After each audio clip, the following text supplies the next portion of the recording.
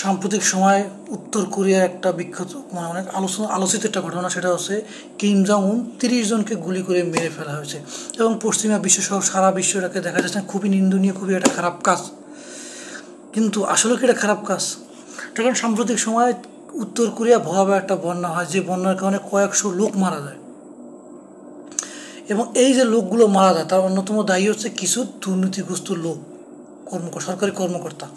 এখন এই যেসব কর্মকর্তার জন্য কয়েকশো লোক মারা গেল, 30 জন লোকের জন্য, এদেরকে কিম জং ইন শাস্তি হিসেবে ডাইরেক্ট ফায়ার করে মেরে ফেলছে।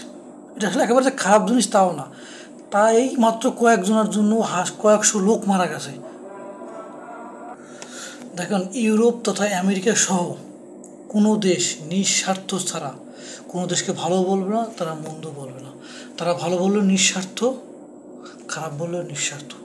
এখন সারা বিশ্বে দেখানো হচ্ছে যে কিম জং উন একটু নিষ্ঠুর প্রকৃতির লোক, তাদের দেশের অর্থনৈতিক অবস্থা খুব খারাপ তার কারণে। কিন্তু কেন? সে তার নিজ দেশের সিকিউরিটি, নিরাপত্তা নিশ্চিত করার জন্য যে কোনো জিনিস করতে সে রাজি আছে। এবং তার এই যে 30 জন কর্মকর্তা সে মারল, সে তার নিজের দেশের পাবলিকের জন্য, যে তার কারণে দেশের 200-300 জন জনগণ মারা গেছে। এখন এই জিনিসটাকে ইউরোপ তথা আমেরিকা, ঠিক আছে, এরা হাইলাইট করে যে কিম জং উন একটা খারাপ লোক। আসলে কিন্তু তিনি এত খারাপ না, তার দেশের অর্থনৈতিক অবস্থা খুব খারাপ। কিসের জন্য? এই তথা আমেরিকা ইউরোপের জন্য। তারা একটার পর একটা নিষেধাজ্ঞা দিচ্ছে। কেন?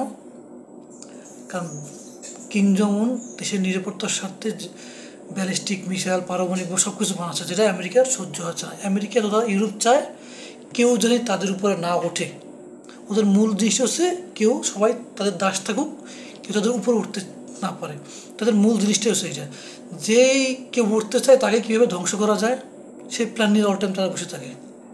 অর্থাৎ কিম জং উন যত খারাপ আমরা মনে করি, আমাদের যেভাবে দেখানো হয়, উনি লোকটা এত খারাপ না।